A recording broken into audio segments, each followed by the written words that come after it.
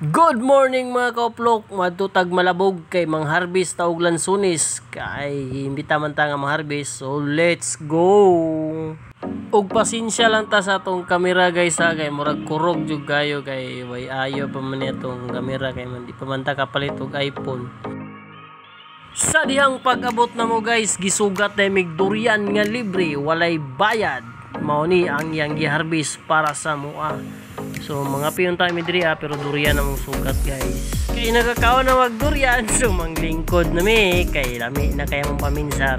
So timpla po kape ginagmay, Milo o gatas.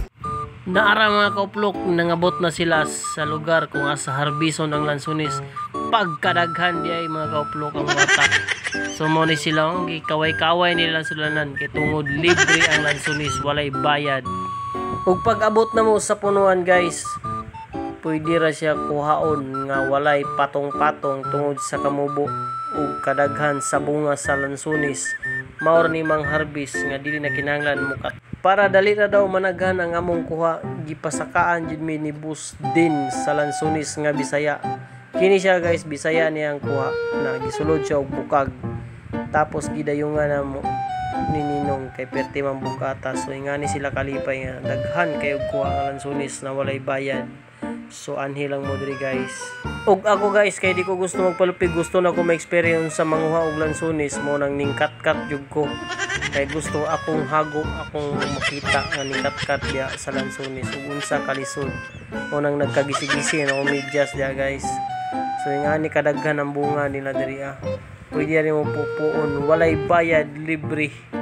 So ingani ka manguha og lansunis guys. Ikaw ang tapukan sa lansunis, dili ang tao mo tapok sa lansunis.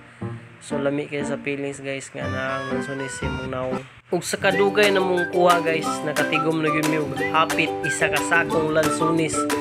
Ug napay isa nga nanguha ring isud silupin asa kanya dalon. Ano, da. Ano siya guys. Ug iyang ibalik mauray salong ay balik ang lansunis sa taas. Ug kana guys mo na kuha na mo isa ka sak. Yung nagkuha na mig lansunis guys, so tilawan na mo unsa kalami ang among harvest nga lansunis nga walay bayad ug libre. Sa kadaghan nga lansunis nga mong nakuha, naglisod na kog lakaw kung sao na mong pagpas-an ng isa ka sako. Pero actually guys, kining nakuha na mo nga lansunis upat gini sa kasako, isa lang akong nakarga kay di na ako makaya. Aray nga nakadaghan ang nakuha na mo. Salamat kaayo sa maghatag aning lansunis. Punta daghan pagkaghatagan nga libreng lansunis walay bayad. Diri lang ni siya guys sa may Malabo ng Davao. Kay nakakuha na maglansunis guys, gisayaw-sayawan na ni Inday ang lansunis tungod sa kadaghan nakuha. Mo nang happy si Inday sa iyang lansunis nga nakuha.